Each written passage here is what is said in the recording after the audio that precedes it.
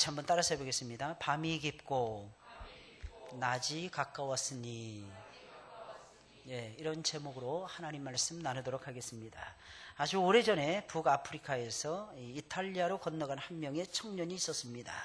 그는 이탈리아에서 마니교라고 하는 이단에 빠지고야 말았습니다. 이 마니교라는 것은 쾌락과 방탕함을 합리화하는 아주 질이 나쁜 이단이었습니다.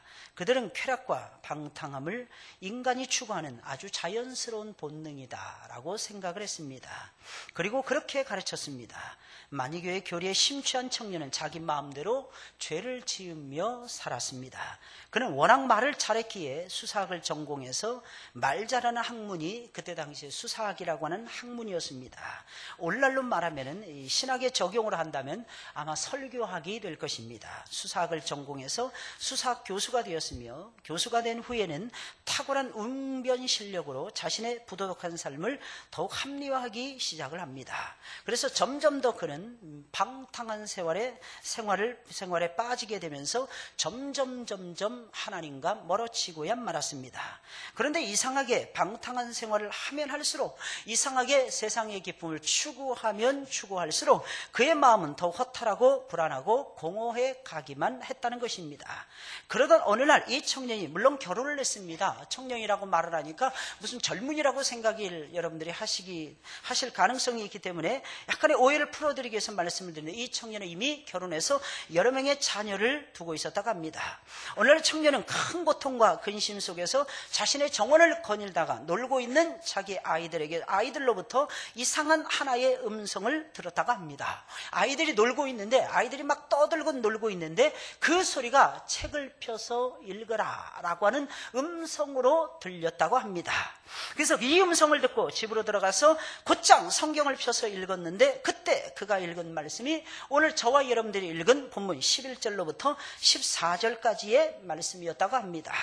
또한 너희가 이 시기를 알거니와 자다가 깰 때가 벌써 되었으니 이는 이제 우리의 구원이 처음 믿을 때보다 가까웠음이니라. 밤이 깊고 낮이 가까웠으니 그러므로 우리가 어둠의 일을 벗고 빛의 갑옷을 입자. 낮에와 같이 단정히 행하고 방탕과 술 취하지 말며 음란과 호색하지 말며 쟁투와 시기하지 말고 오직 주 예수 그리스도로 옷을 입고 정욕을 위하여 육신의 일을 도모하지 말라 라고 하는 하나님의 말씀이었다고 합니다. 여러분, 이 말씀을 읽은 청년은 그동안 자신이 얼마나 많이 잘못 살았는가를 깊이 반성을 하고 자신이 지은 모든 죄를 그 자리에서 철저하게 회개를 했다고 합니다. 그리고 어린 시절에 그가 사랑했던 주님의 이름을 다시 부르며 예수님의 품 안으로 돌아갔다고 합니다. 바로 이 청년이 누구일까요? 우리가 잘 알고 있는 히포의 성자라고 불리는 성 어거스틴이라고 하는 인물이었습니다. 지금으로부터 약 1600년 전에 하나님을 만나고 하나님을 사랑했고 오직 하나님만을 위해서 살아갔던 가장 유명한 신학자요 목회자였던 히포의 성자였던 성 어거스틴이라고 하는 인물이었다고 합니다. 하나님은 우리의 사정을 전부 다 알고 계신다는 것을 우리는 기억을 해야만 될 것입니다. 하나님이 모를 것 같죠? 하나님은 전부 다 알고 계십니다.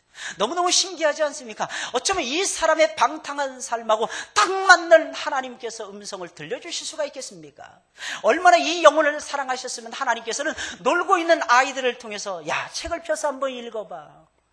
이 아버지는 늘 책을 가까이 하는 그런 아버지였더라는 것입니다. 그런 아버지를 향해서 어린 생명들이 놀다가 무슨 영문인지는 잘 모르겠습니다. 놀다가 아빠를 향해서 책을 펴서 읽어보세요 라고 하는 음성을 들려주었다고 하는 사실입니다. 그리고 딱 집에 들어가서 책을 탁 폈는데 이 말씀이 자신의 삶과 자신의 인격과 자신의 영혼과 너무나도 딱 떨어지는 하나님의 말씀이었다고 하는 사실입니다.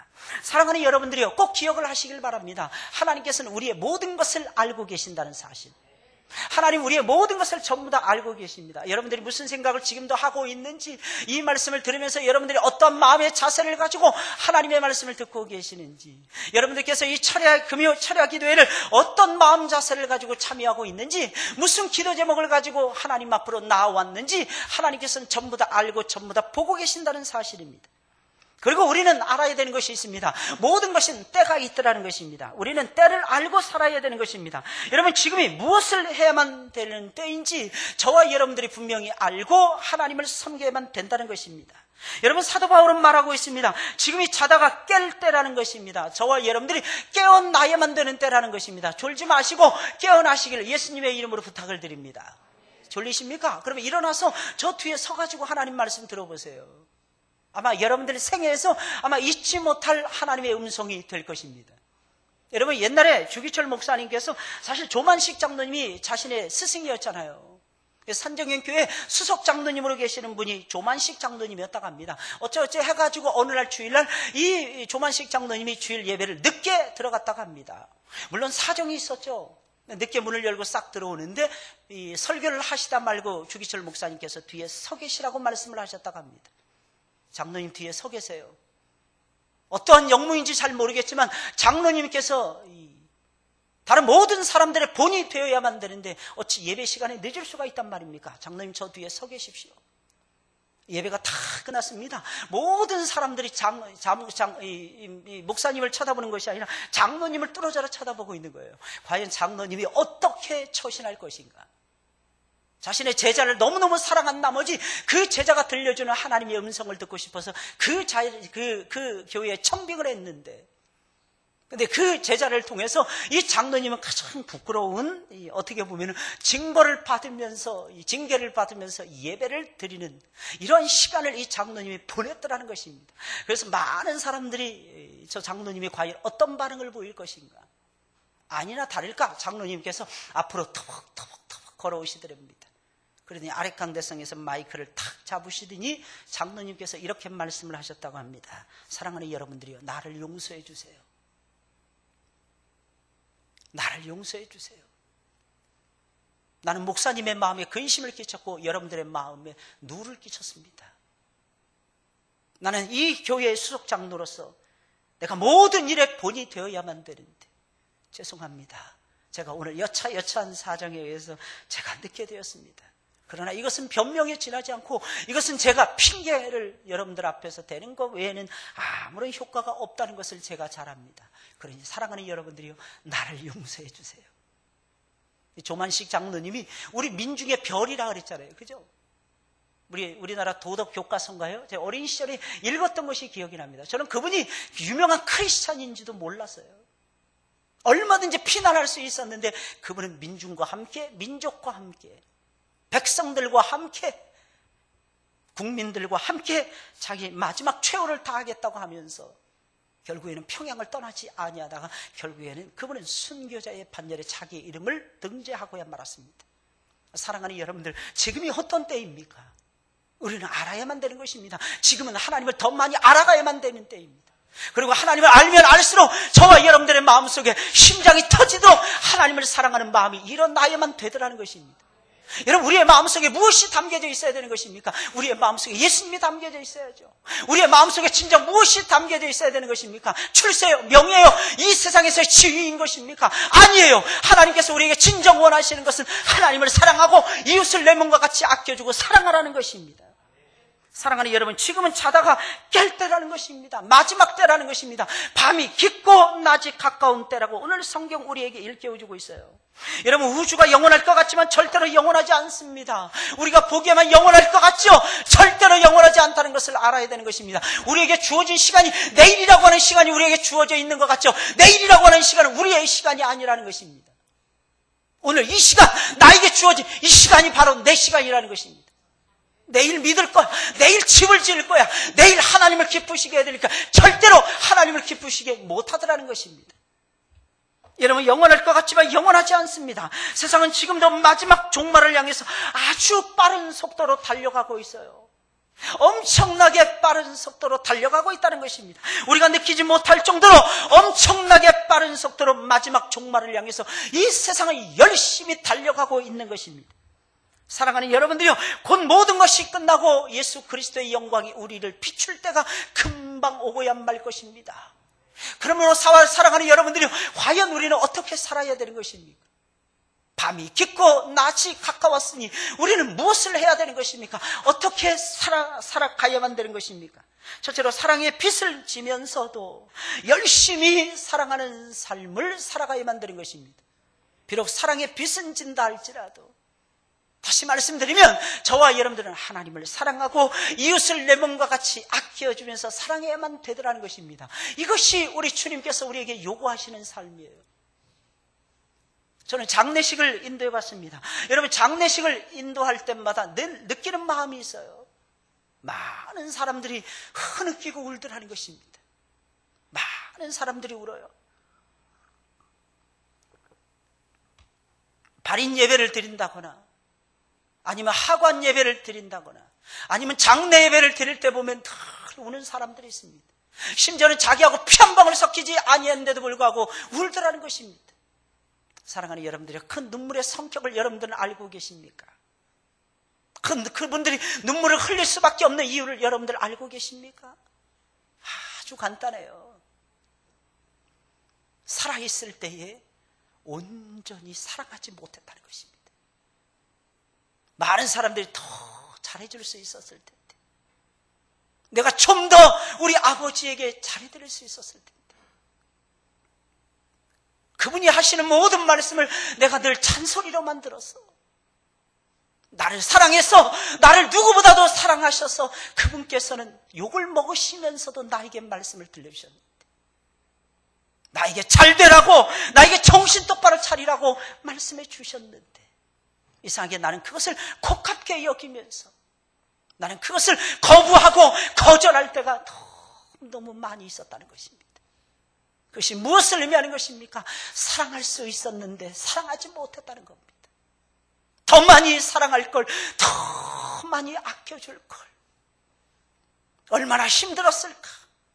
얼마나 마음이 아팠을까? 얼마나 짠했을까? 얼마나 괴로우셨을까? 얼마나 고달프셨을까? 얼마나 슬프셨을까? 얼마나 외로우셨을까? 왜? 아무리 많은 것을 가지고 있다 할지라도, 이 세상에서 출세하고 다 했다 할지라도 그 마음에 사랑이 풍성하게 거하지 못했다면 그 영혼은 외롭고 슬플 수밖에 없는 거거든요. 마지막 장례 때에 그 모습이 느껴지더라는 것입니다. 그러므로 사랑하는 여러분들, 우리가 살아있을 때 무엇을 해야 되는 것입니까? 살아있을 때 첫째, 열심히 예수님 믿어야 되겠죠. 둘째, 우리가 살아있을 때 무엇을 해야 되는 것입니까? 무엇보다도 열심히 사랑해야죠. 사랑해야죠. 여러분, 사랑스러우십니까? 사랑스러운 성도들이 돼야 되고, 우리 스스로가 사랑스러운 성도들이 돼야 되고, 사람은 사랑을 받으면 받을수록 사랑스러워진답니다. 못하는 사람에게도 잘한다 잘한다 하잖아요. 이상하게 잘하더라는 것입니다. 처음에는 잘한다 진짜 잘할 수 있을까 생각이 되는 거예요. 자기도 아는 거야. 왜 엄마가 나에게 이런 말씀하시지? 내 수준과 내 성격을 내가 잘 아는데, 내 레벨은 내가 잘하는데, 근데 엄마는 나에게 잘한다고 말을 하는 것입니다. 잘한다 이 마음이 들잖아요. 그럼 자존감이 생기는 거예요. 자존감. 여러분, 인생을 살아가면서 우리는 자신감이 있어야 돼요. 자존감이 있어야 되는 것입니다. 물론 저와 여러분들은 교만해서는 안 되겠죠. 자고함을 가지고 있어서는 안 되겠죠. 자만심에 빠져서는 안 되겠죠. 그러나 자존심은 있어야 되는 거고, 자존감은 있어야 되는 것입니다. 그것이 자신감으로 빛나면 얼마나 좋겠습니까? 여러분, 언제 자존감이 생깁니까? 아주 간단해요. 사랑을 받았을 때인 것입니다. 인정받고 사랑받는 사람은요, 누구 앞에 가서 자신만만해요. 자신만만합니다. 사랑하는 여러분들, 여러분들에게 하나님의 사랑이 쏟아진다는 것을 알고 계십니까? 에이, 목사님, 내가 잘할 때만 하나님이 나를 사랑하시죠. 그러면 여러분들 이 자리에 못 오십니다. 늘 말씀드리죠.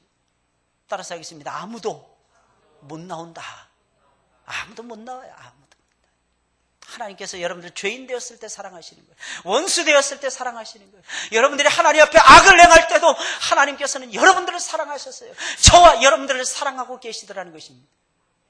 저는 31년 차 예수님을 믿고 따라가고 있어요. 그런데 아무리 생각해도 저는 하나님 앞에 잘한 것이 없는 것 같아요. 근데 제가 한국에 와서도 여러 가지를 지금 하고 있습니다. 그런데 여러 가지를 할 수 있는 이유가 무엇입니까? 하나님이 저를 사랑하셨기 때문이에요.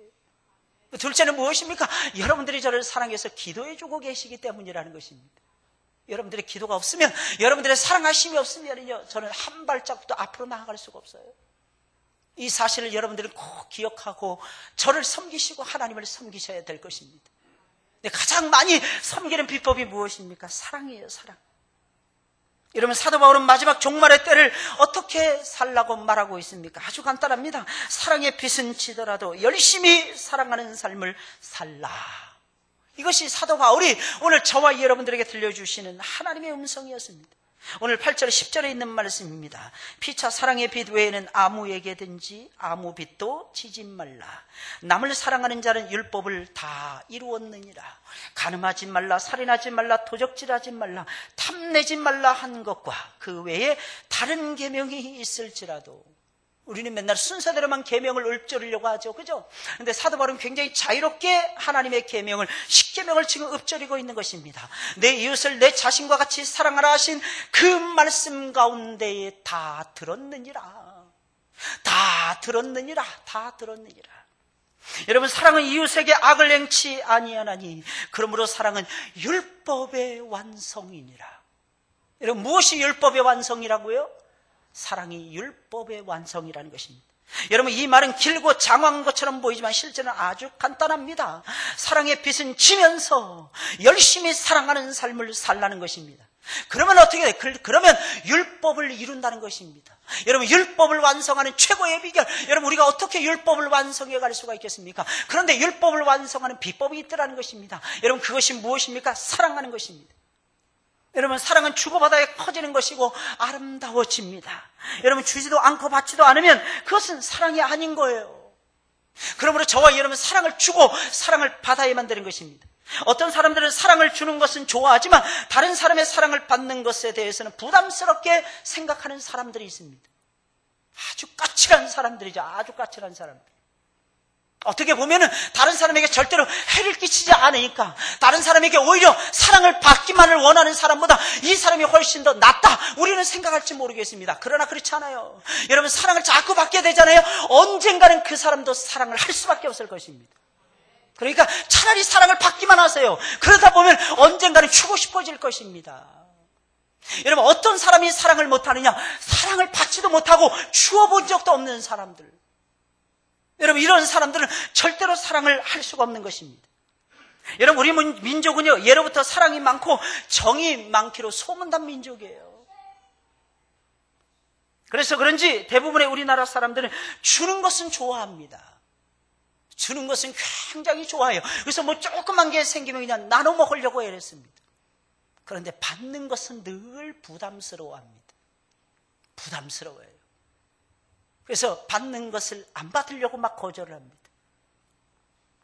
물론 그렇지 않은 철면피들도 있겠지만은, 제가 좀 전에 제가 말씀드렸죠. 차라리 철면피들이 되세요. 그러면 사랑을 계속해서 받을 거 아니겠습니까? 받아보세요. 여러분, 하나님의 사랑 아십니까, 여러분들? 아세요? 하나님의 사랑을 아십니까? 여러분, 받아봐야 되는 것입니다. 받아봐야 되는 거예요. 그러니까 오죽하면 사도 바울이 이런 말을 하겠습니까? 사랑의 빛은 지고 살아. 다른 빛은 어떠한 빛도 내가 안 줬으면 좋겠다. 아무한테나 손 벌리거나 돈 달라고 하지 마시고, 쉽게 말씀드리면 돈꾸러 돌아다니지 마시고. 여러분, 교회 속에서는요, 돈꾸러 돌아다니면 안 됩니다. 나 급하니까 내가 내일 빌려줄게. 내일 다시 갚아줄게. 아니면 일주일 후면 돈이 생겨. 내가 갚아줄게.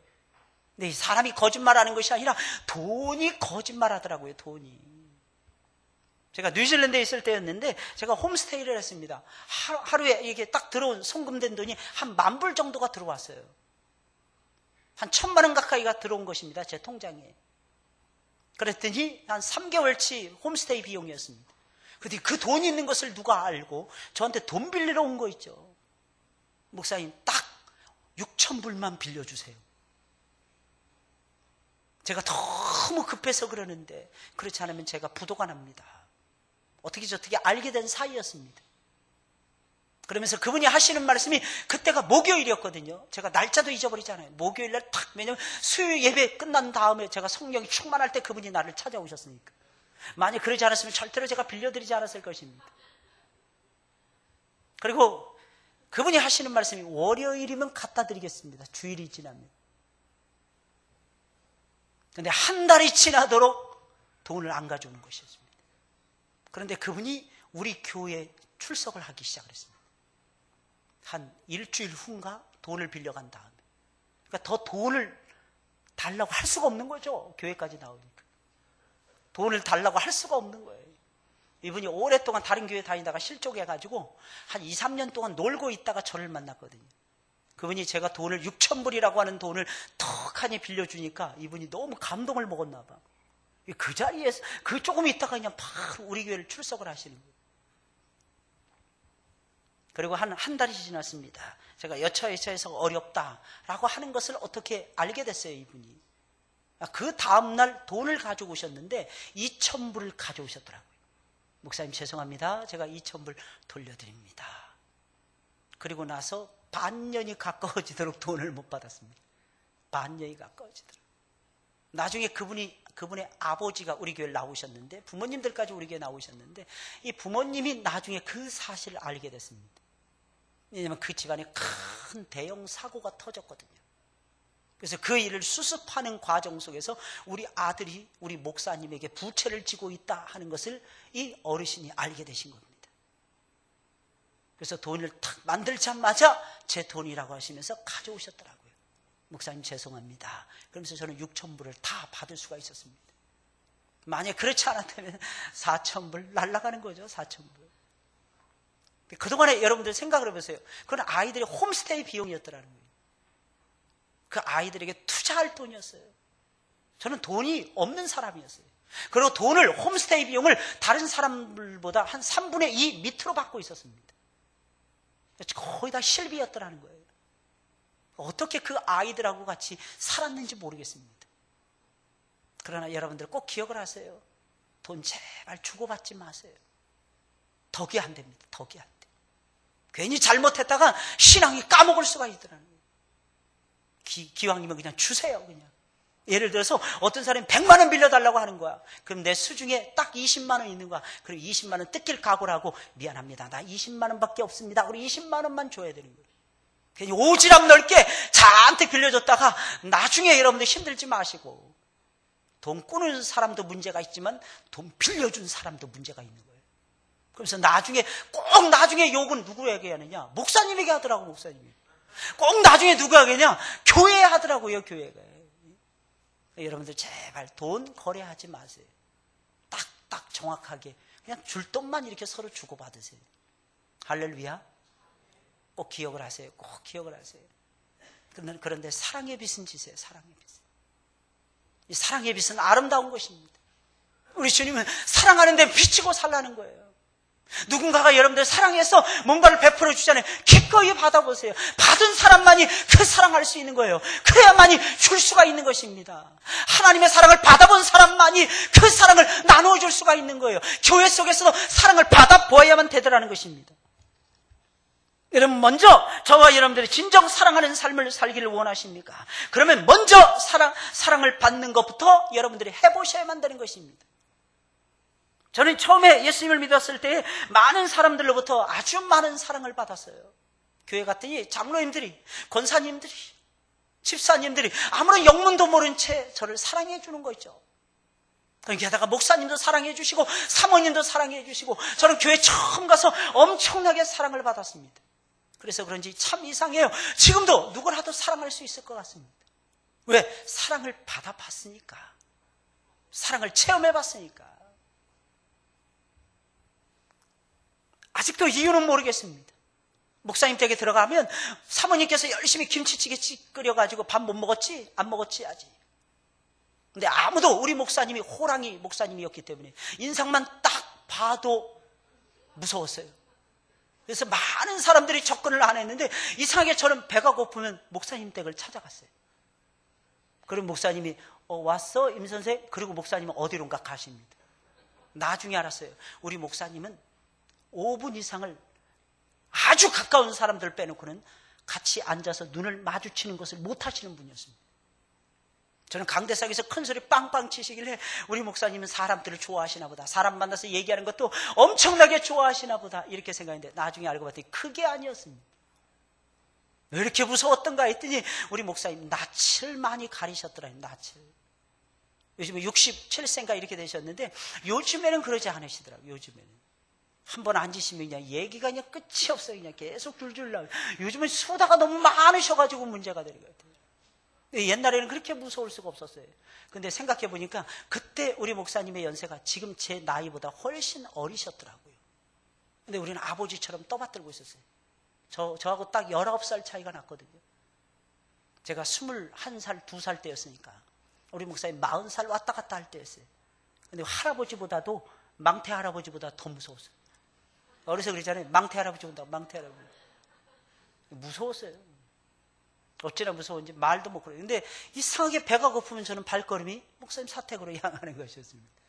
꼭 주일날 오후 시간이 되면. 저녁 예배 드리기 위해서 저희 집에 갔다 오려면 한 1시간 걸렸거든요. 왔다 갔다 밥 먹고까지, 밥 먹는 시간까지 하면 1시간 한 20분은 잡아야 됐어요. 사택에 들어가면 우리 목사님보다도 사모님은 더 무서웠어요. 딱 인상을 보면은 그냥 그냥 얼음이 되는 거예요. 누구나 다 얼음 이렇게 웃으시는 것을 거의 못 봤어요. 제가 웃으시는 거. 아, 봤구나. 총동원 전도주일에 1000명 돌파 해가지고 1000명 딱 돌파됐을 때 그렇게 좋아하시더라고요. 우리 사모님께서. 그리고 기도하는 모습이 그렇게 아름다우신 분이었어요. 저는 지금도 생각나요. 우리 목사님과 사모님이 엎드려서 기도하시는 그 모습이. 우리 목사님이 여기 엎드려서 강대상에 엎드려서 주여 하면은요 이게 울리는 거야. 이게 울려. 호랑이 목사님 주여 그럼 울리는 거예요. 그래서 사모님은 저쪽에 앉으셔서 아멘 주여 아멘 그러시면서 양쪽에 주고받으시면서 기도를 하시는 거예요. 그런데 저를 위해서는 항상 따뜻한 밥을 해주시는 거예요. 어서 들어오라고. 근데 알고 봤더니 제가 주의 종이 될 걸 아시고 미리 저한테 엎드리시는 거예요. 지금 생각하니까. 제가 한국에 돌아왔을 때 1월 달에 목사님 만났어요. 만나 뵀더니 저보고 설교하러 오라고 특별 새벽 집회가 계속해서 한 4주 동안 40일인가? 40일은 아니었구나. 한 3일인가? 이렇게 계속 진행되고 있는데 강사를 청빙을 하시니. 근데 그 교회 출신자들을 와서 설교하라 그래서 제가 코드 넘버 3이기 때문에 3번째 가서 제가 설교했습니다. 가서 설교하는데 너무너무 감사하더라고요. 앞에 탁 하니 장로님들이 앉아 계시는 거예요. 제가 사랑했던 장로님들이, 저를 사랑해 주셨던 장로님들이. 저 그날 배탈이 나가지고 그 전날 하루 종일 쓰러져 있었어요. 겨우 일어나가지고 겨우 막 입이 마르고 침이 마르고 입이 다 부르튼 거예요. 1월 3일인가 이렇게 됐거든요. 근데 그 권사님들 얼굴 뵙고 앞에 딱 하니 그 권사님들이 앉아 계시는 거예요. 그리고 그 집사님들이 나를 사랑해 주셨던 그 집사님들이 여전히 그 자리에 앉아 계시는 거예요. 저는 무슨 성경에 나와 있는, 요한계시록에 나와 있는 장자들의 총회를 보는 것 같은 그런 느낌이었습니다. 제가 그 강단에 15년 만에 섰거든요. 15년 만에. 탁하니 서가지고 설교하는데 우리 목사님이 제일 좋아하시더라고요. 제일 많이 은혜를 받으시는 거예요. 그래서 저는 그 사랑을 받고 지금까지 살아온 것 같습니다. 어떤 때는 저를 무서운 마음으로 채찍질도 하셨지만 그러나 그 목사님은 나를 늘 사랑해 주시는 목사님이었어요. 제가 잘 되는 것을 그렇게 좋아하셨습니다. 저는 지금도 잊을 수가 없습니다. 제가 목사고시 성적이 좀 좋았던 모양입니다. 근데 고시 후 위원으로 가셔서 채점을 매기셨나 봐요. 근데 제 성적이 좋다고 저를 중간에 부르시는 거예요. 기분이 너무 좋으셔가지고. 야, 임강도사, 나 기분이 너무너무 좋다. 예, 목사님, 뭐 때문에? 저는 무슨 큰일이라도 난 줄 알았어요. 목사고시 시험 보다가 콜을 당했으니까. 갑자기 2층 그 도서관 올라가는 그 2층 그 소파에서 저를 딱 앉혀놓고 옆에 앉혀놓고 야, 임강사 너무 자랑스럽다 이러시니. 뭐가요, 목사님? 그랬더니 야, 너 시험 너무 잘 봤어. 아니죠. 너가 아니지. 이제는 당신 시험 너무 잘 봤어. 야, 너무 기뻐. 너무 감사해. 여러분, 이것이 어른들의 마음이라는 것입니다. 부모는 늘 자식이 잘 되기를 바라더라는 것입니다. 이 사실을 여러분들이 명심하시길 바랍니다. 사랑을 받을 줄 알아야 돼요. 저는 어렸을 때부터 7남매 중에 제가 셋째인데요. 저희 부모님의 사랑을 늘 독차지했습니다. 이유가 무엇일까요? 제가 7남매 중에 제일로 착했으니까. 말할 것도 없죠. 늘 착했으니까. 우리 아버지가 심부름하면요, 단 한 번도 노 이런 걸 해본 적이 없습니다. 저는 성경 말씀이요, 이해가 너무너무 쉽게 되는 거예요. 예스 하면 너무 잘 되는. 저는 아멘 이거 너무너무 쉬웠어요. 처음에 예수님 믿고요. 왜? 늘 그렇게 살아오다가 예수님을 만났으니까. 할렐루야. 믿으시기를 예수님이. 놀랍고도 놀라운 거예요. 하나님은 그런 사람들을 사랑하시는 거야, 그런 사람들.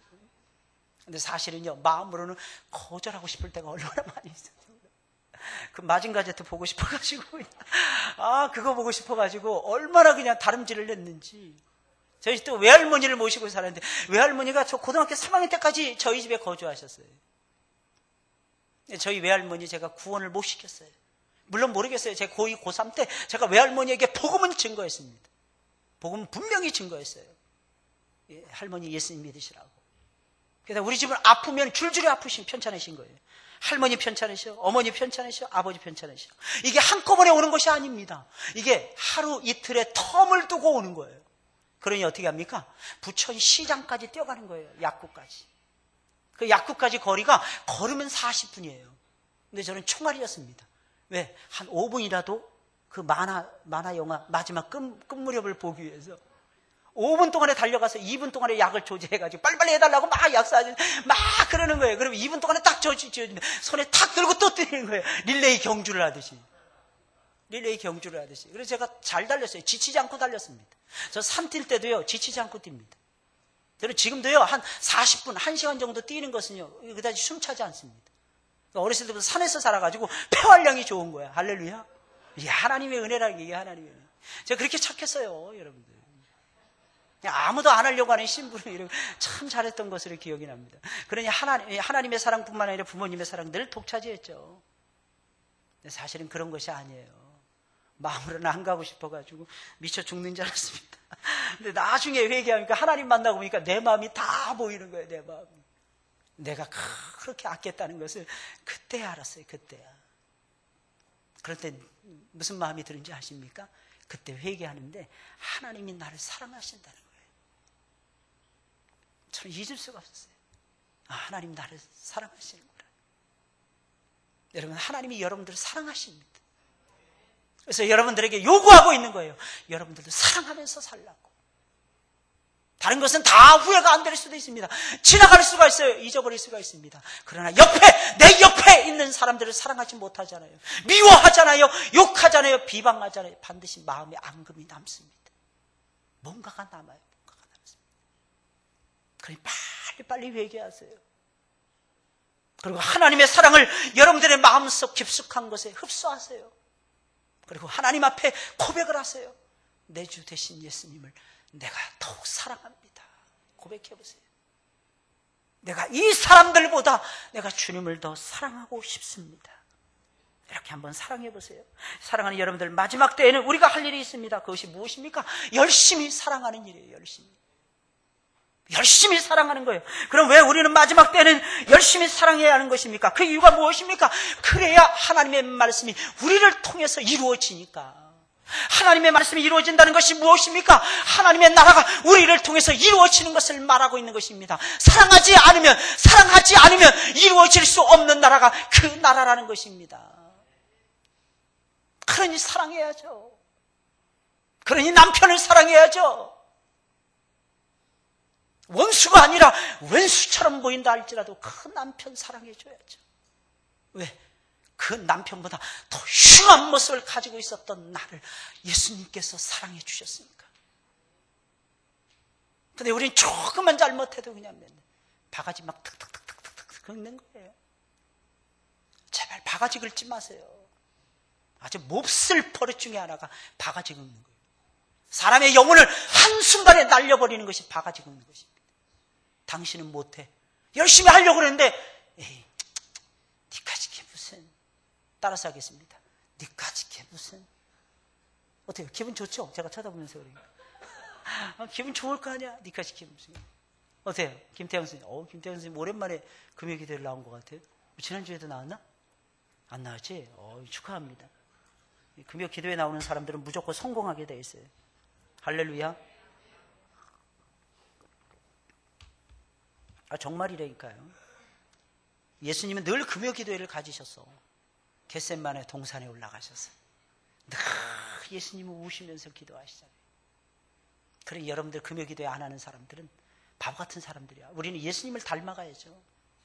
모자란 사람들이야. 이 금요기도회는 생명처럼 여겨야 돼요. 저는 이 금요기도회를 통해서 기도가 열린 사람이에요. 그래서 이 금요기도회가 그렇게 좋은 거 있죠. 제가 뉴질랜드 갈 때도 어떻게 해야 될지 모르려 하는데 하나님께서 금요기도회를 통해서 저에게 응답해 주셨습니다. 그래서 저는 그 말씀 따라서 그대로 갔어요. 그리고 금요기도회에 참여를 하는데 하나님께서 우리 교회를 예수 생명교회라고 지으라서 예수 생명교회라고 이름을 짓고 11년 동안 목회하다가 왔습니다. 하나님께서는 참 놀랍습니다. 언제나 하나님께서는 우리의 걸음을 인도하시고 안내해 주시고 철저하게 우리를 보호하시고 우리를 지켜주시고 우리에게 복을 주시더라는 것입니다. 언제? 기도할 때.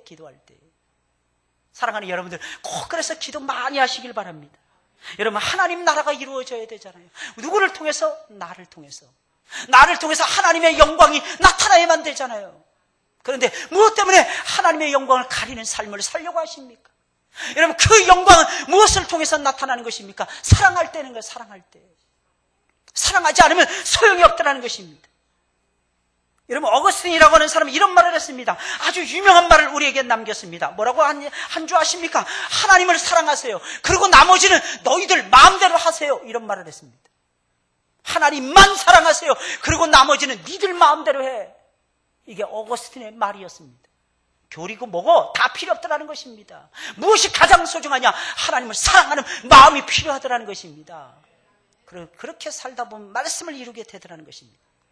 하나님을 사랑하는 사람이 하나님이 싫어하고 미워하시는 우상을 만들고 하나님이 기뻐하시는 예배를 어찌 소홀히 할 수가 있겠습니까?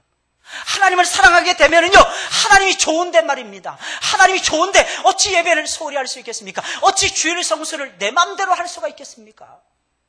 있을 수 없는 거죠. 하나님을 사랑하는 사람들은요, 하나님이 기뻐하시는 일을 행합니다. 하나님을 사랑하는 사람들은요, 무조건 하나님의 말씀을 지키더라는 것입니다. 그래서 하나님을 사랑하게 되면 하나님의 말씀을 온전히 이루게 되는 것입니다. 갇히지 마세요.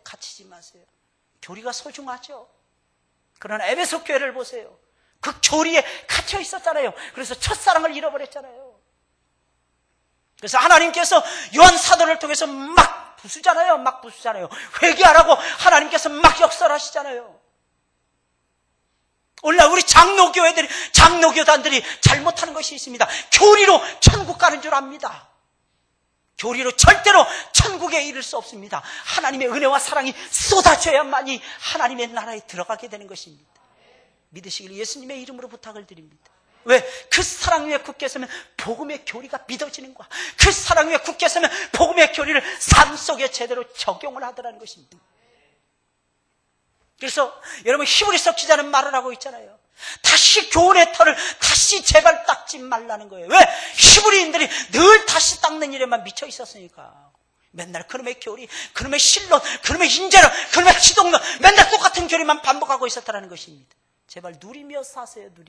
제발 누리며 사랑하면서 춤추며 살아보세요. 예수님 안에서 기뻐하시면서 제발 살아가 보세요. 보다 완전한 데를 향해서 제발 좀 나아가 보세요. 완전한 데. 왜 갇혀 계십니까? 우리 예수님은 자유로우신 분이었어요. 심지어는 예수님은 안식일 날 유대인들이 봤을 때는 율법을 범하시면서까지도 당신의 사랑을 우리에게 보여주십니다.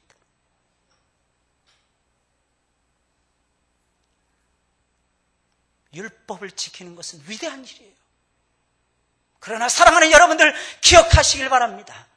그것이 하나님이 우리에게 요구하시는 전부는 아니라는 것을 뛰어넘어야죠. 그 율법 위에 하나님의 사랑을 얹혀야죠. 그리고 그 율법 위에 영혼을 큼직하게 사랑하는 내 마음을 부어야죠.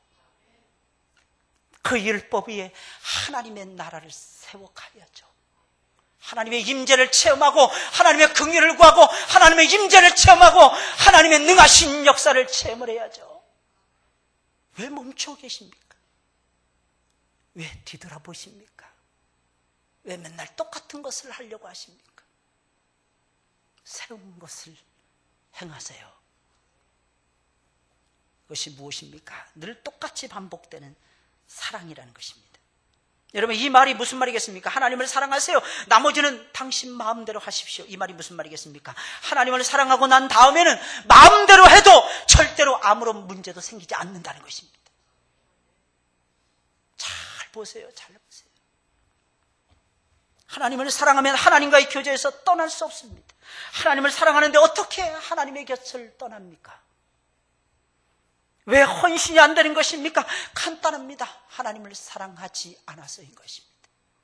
왜 자꾸 이것저것 재보기만 하는 것입니까? 하나님의 사랑이 그 마음에 없기 때문입니다. 사랑하면 그분 때문에 움직입니다. 사랑하면 그분 때문에 말합니다. 사랑하면 그분 때문에 살 수밖에 없는 것입니다. 사랑하면 율법을 완성하는 것은 시간 문제라는 겁니다. 둘째로 마지막 때에는 어둠의 일들을 전부 다 벗어던지고 빛의 갑옷을 입고 정신을 바짝 차리고 살아야 되는 것입니다. 마지막 때의 삶입니다. 마지막 때에는 사랑에 힘쓰는 삶을 사는 동시에 알아야 되는 거예요. 사랑만 있으면 안 되잖아요. 그 사랑을 이루어가는 거룩한 삶이 있어야죠. 이 조화, 이 신비스러운 조화, 이 신비스러운 조화를 예수님께서는 우리에게 보여주시고 계시잖아요. 보여주셨잖아요. 아니, 어둠의 옷, 죄악의 옷을 벗어던지고 그러면서 사랑하셨잖아요. 생명의 빛이신 예수님이 입혀주시는 빛의 갑옷을 입고 거룩한 옷을 입는 전투를 벌여야 되는 것입니다. 어둠의 옷, 곧 죄의 옷을 입고 살다가는 우리 주님이 오시는 그날에는 완전히 큰 망신을 당하고야 말 것입니다. 오늘 보면 11절부터 14절 말씀입니다. 또한 너희가 이 시기를 알거니와 자다가 깰 때가 벌써 되었으니 이는 이제 우리의 구원이 처음 믿을 때보다 가까웠음이니라. 구원이 가까웠다는 말이 무슨 말인지 아십니까? 새하늘과 새 땅이 도래하고 새 예루살렘이 위에서부터 내려오는 시간이 곧 임박했다라고 하는 의미인 것입니다.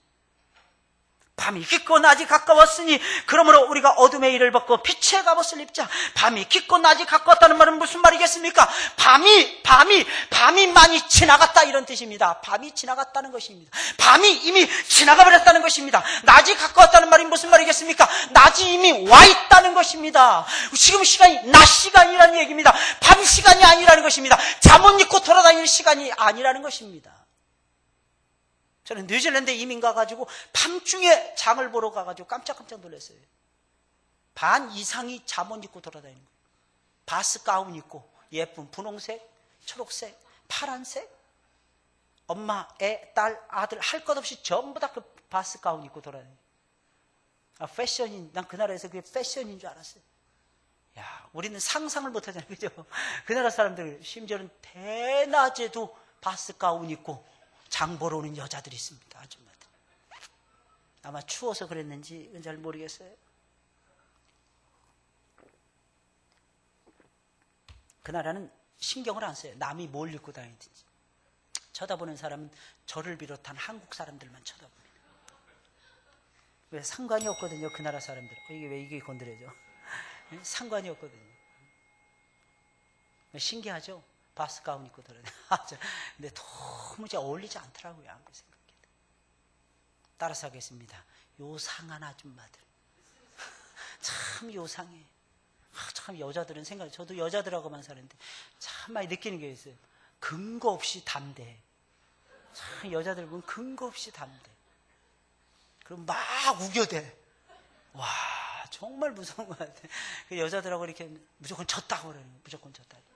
졌어요. 야, 딱 꼬리 내려야 돼. 아니, 그 자리를 빨리 피하고 그 화제를 다른 데로 돌려야 돼. 근데 또 집요하게 그 화제를 또 물고 들어와. 야, 그래서 자꾸 다른 데로 돌려야 돼요. 자꾸. 딴 생각 못 하도록 말을 빨리 해야 돼. 그래서 제 말이 빨라졌는지는 모르겠습니다. 처음에는 부드럽게 나갔거든요. 이게 안 통하는 거야. 그래서 막 따다다다 해야만이 이게 통하더라는 거죠. 사람들이 뭘 입는지 이건 모르는 거예요. 대단한 것 같아. 대단한 것 같아. 밤인데 낮인데 게다가 밤이 지나가고 낮이 가까웠는데 여전히 밤의 옷을 입고 있는 거예요. 이게 무슨 말이겠습니까? 성령의 밝은 대낮이 환하게 떠올랐다는 것입니다. 지금은 성령의 시대예요. 성령께서 역사하십니다. 성령께서 우리의 마음에 빛을 던져주십니다. 성령께서 우리의 마음에 빛을 던져주신 변화된 그 마음을 가지고 이 세상을 투영해서 보기를 원하고 계십니다. 그래서 빛의 갑옷을 입고 하나님이 입혀주시는 전신갑주를 입고 살기를 원합니다. 왜? 이 세상은 전쟁터를 빵불케 하니까 우린 지금 전쟁을 하고 있으니까 그냥 옷을 입고 살아서는 안 되더라는 것입니다. 갑옷을 입고 살아가야 돼. 빛의 갑옷. 그래서 빛의 갑옷을 입자라고 말을 하는 것입니다. 낮에와 같이 단정히 행하고 방탕과 술 취하지 말며. 단정한 옷을 입고 나와야 돼요. 치렁치렁한 옷을 입고 나와서는 안 된다는 겁니다. 방탕과 술 취하지 말며. 여러분 술 취하신 분들 계시죠? 이거 빨리빨리 끊으셔야 돼요. 빨리빨리. 방탕, 술 이런 거 더 무서운 건 이 방탕과 술은 세상을 상징합니다. 세상에 취해서는 안 돼요. 세상에서 대단해, 내가 막 올라가는 거야, 승진하고 내가 세상에 돈 잘 벌고 이럴 때 조심해야 되는 거예요. 이럴 때 정신 바짝바짝 차려야 되는 것입니다. 왜? 혹 잘못하다가 넘어질 수 있거든요. 왜? 돈에 깔리거든요. 돈이 굉장히 무거워. 돈이 엄청 무거워요. 그래서 돈이 깔려서 막 그냥 압사당하는 거야. 돈이 깔렸어. 그래서 하나님께서 여러분 돈에 깔려서 압사당하지 말라고 자꾸 거둬가시는 거야. 하나님은 텍서예요. 텍서. 세금쟁이야. 세금 거두시. 대단하신 분이야. 하나님. 그러니까 오직 하나님만 생각해야 돼. 오직 하나님만 사랑하셔야 됩니다. 이 세상에 있는 거 너무 좋아하지 마시고, 또 음란과 호색하지 말며. 얼마나 음란한지 몰라요. 이 시대가. 특히 우리 대한민국 음란공화국이라 그러잖아요. 음란공화국. 심지어는요, 저는 깜짝 놀랐어요. 가슴이 너무 아픈데 목사님들조차도 그런다는 거예요. 목사님들조차도. 저 어렸을 때 목욕탕 시리즈 있었잖아요. 제일 첫 번째가 아빠하고 아들이 목욕탕에 들어갈 거예요. 아빠가 탁 들어가자마자 시원하다. 아빠 시원해? 무지하게 시원해. 빨리 들어와, 빨리 들어와. 애가 딱 들어가서 딱 하지만 그러면서 나가는 거예요. 그러면서 하는 말, 유명한 말 있잖아요. 그죠? 세상에 믿을 놈 아무도 없다는 거예요. 세상에 믿을 놈 아무도 없는 거예요. 그러니 목사에게 상처받으니 목사를 어떻게 믿습니까? 목사를 믿어야 되는데. 저는 많이 봤어요. 뉴질랜드에서 많은 성도들을 상대받는데 늘 조금만 틈만 나면 으르렁 대고 싸우는 거예요. 특히 목회자를 향해서 발톱을 막 들이대는 거예요. 무서운 곳에서 저는 12년 버텼어요. 다 이리 같아. 다 교회에서 예배를 드리면 양들은 하나도 없고 전부 다 염소 새끼들만 몰려온 것 같아요. 틈만 나면 막 들이받으려고 그러고. 그래서 제가 12년 동안 연구하면서 그들을 품는데요, 이렇게 저렇게 알아보니까 전부 다 목회자에게 상처를 받은 거예요. 전부 다 부모님들에게 상처를 입은 거예요. 그래서 그 영혼들이 쉴 곳이 없어가지고 결국에는 한국 땅에 머무르지 못하고 이민의 선택을 하는 것입니다. 그러니 그 나라 가서도 좀 목사님에게 잘 보이고는 싶은데 이게 왔다 갔다 하는 거예요. 성령이 조금이라도 충만하면 잘 보입니다. 열심히 섬깁니다. 속만 수틀리면 그냥 목사고 나발이가 없는 거야. 목살이 순식간에 나발이 되는 거야. 확 날아가버려요. 확 날아가버려요. 근데 그래도 목사는 사랑하면서 품어야 돼요. 그게 얼마나 힘든 줄 아십니까? 들이받는 성도를 품는다는 거, 여러분 내 마음이 다, 가슴이 다 찢어져야 되는 거예요. 많은 집사님들이 저한테 와서 하시는 말씀이, 목사님 왜 징계를 안 하십니까? 왜 권징을 행하지 않습니까? 교회의 3대 표시 중에 하나가 권징의 신실한 시행 아니겠습니까? 아니 믿음도 없는데 어떻게 권징을 합니까? 하나님의 사랑이 어떠한지도 모르는데 그런 사람들에게 어떻게 권징을 내립니까? 그냥 참는 방법밖에 아무것도 없는 거예요. 그냥 그 영혼을 붙들고 우는 방법에는 아무것도 없었습니다. 제가 할 수 있는 것이. 그래서 나중에는 뭐 욕하고 떠나가든 뭐하든 계속 사랑해 주는 것입니다. 그러다가 이거는 잘한 것이고 이건 못한 것이라는 거 기준은 잡아줘야 되니까 때로는 또 울며 불며 또 기준은 잡아줍니다. 그러나 사랑하는 여러분들 꼭 기억을 하세요. 우리는 단정히 행해야 됩니다. 우리는 지금 마지막 때를 사랑하더라는 것입니다. 음란, 호색 버려야 되는 것입니다. 바쁘잖아요. 우리는 무엇에 바빠야 될까요? 하나님께 예배드리고 전도하고 기도하고 이런 일에 우리는 바빠야 됩니다.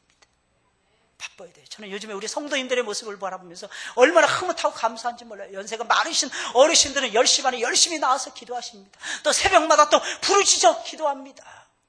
그리고 이렇게 금요일 날마다 또 수요일 날마다 더 많은 분들이 매주마다 늘어나는 것 같아서 얼마나 감사한지 몰라요. 덥다고 해서 뒤로 하지 마시고 여러분들 깨어서 제발 기도하시길 예수님의 이름으로 부탁을 드립니다. 그래야 주님의 성품을 닮아갈 거 아니겠습니까? 음란이 웬 말입니까 우리에게? 호색이 웬 말이겠습니까?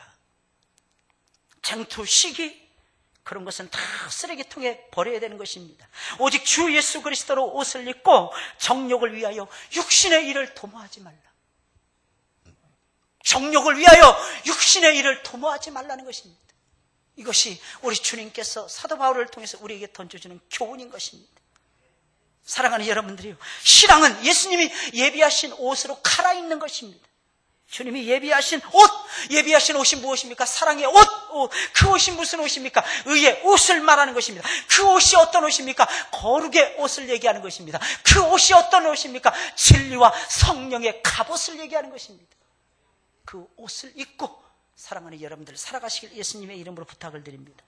마지막 때는 두 가지가 탁 조화를 이루어야 되는 것입니다. 두 가지가 무엇입니까? 사랑이에요. 또 한 가지 무엇입니까? 거룩이라는 것입니다. 이 두 가지 아름다운 조화 속에서 여러분들의 인생이 펼쳐질 때에 그때 비로소 만왕의 왕이 여러분들과 함께 하시는 놀라운 역사가 나타나게 되는 것입니다. 거룩하셔야 돼요. 깨어있고 예배 드리시는 것이 거룩입니다. 이 거룩을 여러분들이 놓치지 마세요. 제발. 그리고 열심히 여러분들을 제자로 만드세요. 누구의 제자? 주님의 제자. 제자이십니까? 여러분 제자가 되고 싶으십니까? 제자로 살아가시는 여러분들이 되시길 예수님의 이름으로 부탁을 드립니다. 제자가 돼야 돼요. 사랑이 나타나야죠. 하나님의 제자들이.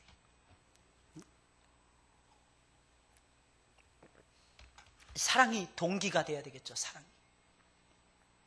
그리고 거룩을 향해서 질주해 나가야 되겠죠. 그 거룩하신 주님, 거룩하신 성령님, 우리 가운데 임재하셔서 우리를 사랑하시고 우리를 품어주시고 우리를 용서하시고 우리를 용납하시고 우리를 높은 곳에 두기를 희망하시고 원하시는 그 거룩하신 성령의 역사하심, 그것이 여러분들의 것이 되시기를 예수님의 이름으로 부탁을 드립니다. 물론 모르시는 분들은 복음 위에 서야 되겠지만 복음 위에 사랑 위에 거룩을 세워가야 될 것입니다. 멋진 탑을 쌓아가보세요. 멋진 탑. 여러분들의 것이 될 것입니다. 우리 찬송을 부르겠습니다. 427장이에요. 427장. 찬송가 427장입니다. 내가 매일 기쁘게 순례의 길 행하며